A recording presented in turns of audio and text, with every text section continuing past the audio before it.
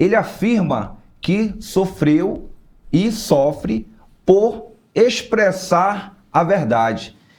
Você aprendeu isso naquele livro do Jack Welch que você estava folheando lá nas redes sociais, meu amigo? Charles, primeiramente, muito obrigado pelo convite de estar aqui no Eixo Sem Censura, porque é tudo sem censura mesmo, é ao vivo e a cores. Cumprimentar você que está aí do outro lado nos escutando. Rapaz, é verdade, foi lá com o Jack Welch. Jack Welch foi o maior CEO da General Electric, né? A GE. Barra Chevrolet. E eu li aquele livro várias vezes, o que me chamou a atenção, e naquele momento eu estava assim como você. Eu estava com 35 anos, olhando para o futuro, vendo o que eu esperava, o que eu podia desenhar da minha vida, realização de sonhos. E quando eu li o Jack Welch, fizeram uma pergunta para ele: qual foi a característica que fez com que você se sobressaísse dentre as demais que é preciso para ser um grande executivo? Ele falou: a verdade. Ele não falou a coerência, ele não falou a habilidade de se dizer coisas de maneira diferente. Ele falou assim: ser franco e verdadeiro. Tem um custo. Tem um custo. Né? Porque quando você se posiciona, quando você tem um lado, quando você não fica em cima do muro, principalmente na sociedade brasileira, e claro, dentro desse contexto da nossa, que nós vivemos hoje em dia, as pessoas não estão acostumadas a isso, isso causa um impacto. Porque você, dentro do meu business atual, que é a política, você, muitas das vezes, alguns marqueteiros dizem que você não pode ser verdadeiro, tu tem que ficar em cima do muro, senão tu perde ali uma plataforma, tu perde seguidores, tu perde eleitores. Eu digo não, a gente, pelo contrário, tem que falar a verdade, manter um posicionamento, tem que ter um lado, tu tem que defender as tuas ideias e respeitar o contraditório. Palavra de ordem. É exatamente isso. O respeito é a palavra de ordem. No mundo que vivemos, a gente tem que aprender a conviver com as diferenças, com as divergências, né? E eu sou esse cara, eu procuro, por exemplo, eu tenho uma tônica comigo, eu tenho aqui a minha jornalista, está comigo desde quando eu entrei na política. E sempre é assim, eu não quero saber da pauta, eu quero chegar e falar. Porque você que está me escutando, você que está aí do outro lado, no Eixo Sem Censura, vai entender que um político, quando ele se pronuncia, quando ele fala ou responde alguma pergunta, você vê que quando a pergunta é direcionada e o cara tem um discurso, sempre falando: não, veja bem, no momento certo a gente vai decidir. Ele já decidiu. Olha, no momento certo a gente vai fazer. Ele já fez. Então ele só está te enrolando, só está te cozinhando no galo. E quando você fala é pá, ou é sim, não, aquilo causa um impacto. E eu prefiro causar esse impacto e ver que você está percebendo que eu estou falando com o coração, com a verdade, expondo o conteúdo que eu tenho e, por vezes, ser surpreendido com perguntas inusitadas e você tem que se posicionar. O político não gosta disso. Ele não gosta de se posicionar, ele não gosta de dizer que não sabe. Ele tem que falar que ele sabe, mesmo não sabendo. E eu, como sou técnico, eu vou dizer: olha, desse assunto eu não domino, eu vou procurar estudar, a gente volta a conversar no próximo programa. Nem que ele fale nada com coisa nenhuma. Mas ele quer mostrar que sabe. Esse é o problema. Coronel, você pagou algum custo político por ser franco durante a sua trajetória aí, seja na carreira militar ou nessa trajetória política? O custo que a gente paga hoje, eu vou falar isso com toda humildade, Charles, para você, é o custo do preparo. O político tradicional, você que está me escutando, o político que vive na política aí pelo menos há mais de 25, 30 anos, ele não quer um cara preparado do lado dele, competindo com ele. Ele quer bajuladores. Tinha um político que já morreu, eu gostava de uma palavra que ele dizia: o político velho, antigo, despreparado, ele gosta de auricistas. Traduzido para você, bajuladores.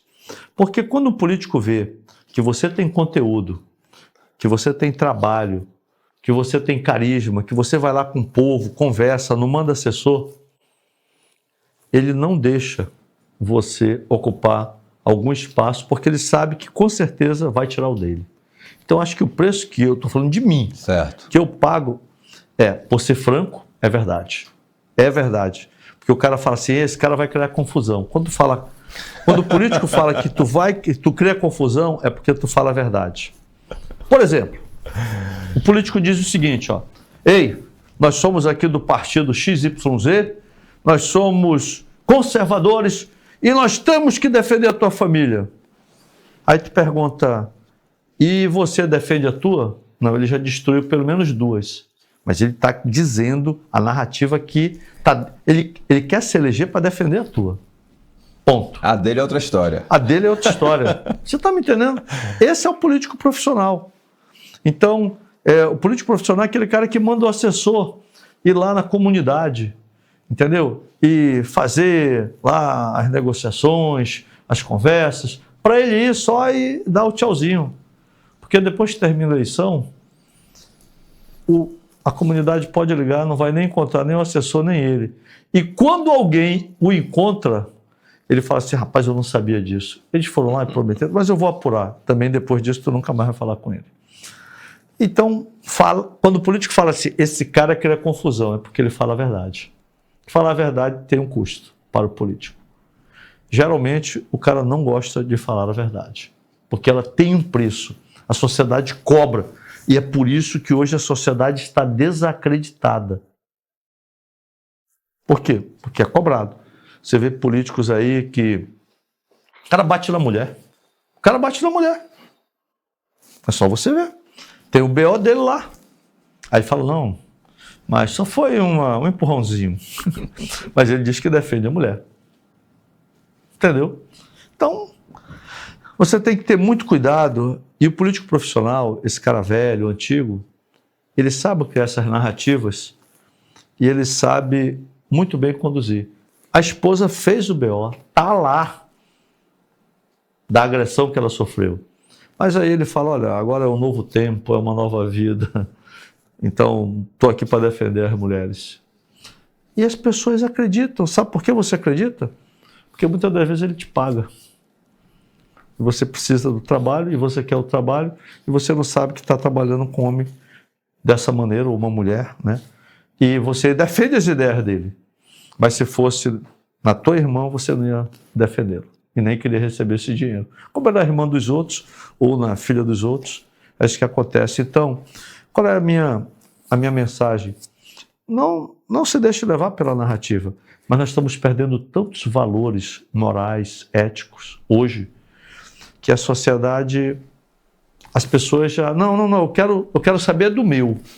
Quando ela vê a esposa de um ministro do STF, da mais alta corte, fazendo um contrato com uma pessoa, né, que esse contrato é um contrato de 129 milhões, 4 milhões por mês, que você sabe que as maiores empresas brasileiras que têm uma banca de advogados, por maior que seja essa banca, não paga mais de 500 mil por mês. Não tem esse custo, né? Não tem esse custo. E aí, você não sabe disso, mas na banca dela é um escritóriozinho pequeno, com 4, 5 advogados e paga 4 milhões, a gente desacredita do sistema. A gente desacredita das instituições. Isso é ruim para a sociedade brasileira. E aí o cara fala, não, porque ele é da oposição. Não é da oposição, é a realidade. É a nossa realidade. Menezes, você acredita que dos dois lados existem pessoas boas, mas que se caminhando separado, cada um defende um lado que não leva a nada a lugar nenhum? Porque eu não consigo, isso é uma posição minha. Eu vejo pessoas tanto de esquerda quanto de direita, e eu vou só dar uma petiscada aqui nessa pauta. Tem pessoas boas de um lado e de outro. Perfeito. Concordo. Então, eu quero acreditar, eu acredito que em todo o mercado, seja empresarial, seja na religião, você vai ter pessoas de boa índole e pessoas de má índole, né? Uhum. Quando a gente vem para esse discurso, né, de esquerda e de direita, ele além de dividir, ele cria um viés de que você julga tudo que é do outro, mas dentro de casa você esconde, né? Então, você que defendia muito lá atrás o PL, que é um partido de direita, e hoje você se posiciona como se o PL não tivesse um posicionamento tão raiz quanto antes, em que momento que você viu essa ruptura? Boa pergunta. Em primeiro lugar, Charles, eu quero dizer aqui publicamente para você e para quem está escutando, eu nunca defendi o PL. Eu defendi sempre a direita. Ponto. E sem reconhecer o que muitos não sabem ou não fazem, que estão lá, porque quando você colocou, da forma que você colocou, olha que eu defendi o PL, dá a entender o seguinte, que o pessoal do PL é o paladino da justiça. Não são. São mais pecadores do que os caras da esquerda. A começar com toda a cúpula nacional e estadual. Pecadores que eu falo políticos, obviamente. Entendeu? São mais de esquerda, porque os grandes escândalos desse país estão lá na figura do presidente nacional do PL. Mensalão. Está lá. Então, acabou. E se você vê aqui no nível estadual, é a mesma coisa. Então, o que eu quero colocar para você e outra coisa importante que a gente tem que entender. Esse negócio de ser de direita ou ser de esquerda, não é assim, o dia está chuvoso, eu sou de direita. Fez sol, agora eu sou de esquerda. Então, eu quero dizer para você que é a tua história de vida que vai falar. É o meu caso. Eu nasci num lar cristão, casei com uma mulher cristã, que não necessariamente precisava ser cristã, podia ser com uma outra que não fosse, mas nós fizemos isso. Eu continuo com ela até hoje. Estudei num colégio militar, uma educação conservadora, de qualidade, uma educação, e agora o colégio militar está fazendo agora, no início do mês de agosto, 55 anos instalado em Manaus. E eu sou o que sou hoje porque eu tive uma educação de qualidade, um ensino militar. E falando para você, esse ensino militar, a história, a geografia, a matemática, a física, a química, português, não é diferente da pública e nem da privada. É porque lá a gente reconhece o professor, sabe da importância dele para o futuro de cada um de nós e do nosso país. Então, com essa educação, eu conheci a disciplina, me permitiu claramente entender que por meio da disciplina, que a disciplina era a ponte entre meus sonhos e a realização desses sonhos. Porque entre a motivação e a disciplina no ramo empresarial ou no ramo educacional, o motivado é um cara legal, mas o disciplinado é o que vai chegar lá no final. É o disciplinado que vai chegar no final da corrida. Então, quem me fez entender isso foi a educação militar. E até hoje, eu tenho 62 anos, eu agradeço ao Exército Brasileiro por ter dado essa contribuição na minha vida e que eu coloquei na vida da minha família. E isso, vou parar por aqui, é ser de direita. Aí eu saí do PL, vieram uns lambibota, falam, não, agora ele saiu do PL, não é mais de direita. Aí tem uns caras por aí, falam, não, ele saiu do PL, não é mais de direita, porque não. Eu conheci o presidente Bolsonaro na década de 80, não tem ninguém nesse estado que conhece. E a minha relação com ele e com a família Bolsonaro é pessoal. Aí os caras, não, o Menezes saiu do PL, agora largou o Bolsonaro. Isso não existe, gente. Isso é narrativa. Entenda isso.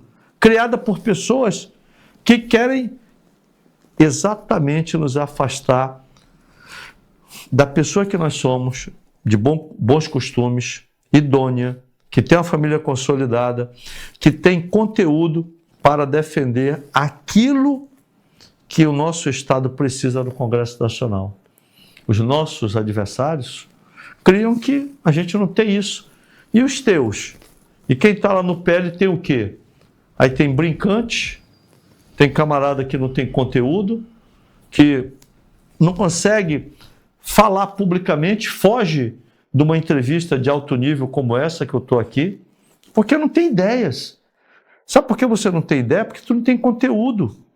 só sabe xingar, apelidar, não apresenta proposta. E o pior, eu vou falar para você que está aí do outro lado. Quando você é político, você tem que contribuir com a sociedade. O cara não tem projeto de nada, nenhum projeto aprovado. Então, qual a tua essência? Xingar os outros? Ter doido do lado, que era doido, agora o doido ficou bom? Entendeu? Então, isso, e quando a gente vê que a sociedade exalta uma figura, digamos assim, eclética, para não falar outra coisa, né? Um tiririca da vida. Mas tem espaço para o tiririca lá? Eu não sei o que o Estado que elege o tiririca ganha. Eu acho que quem ganha é o tiririca. Certo. Mas você não ganha nada. Eu fiz essa pergunta, coronel, porque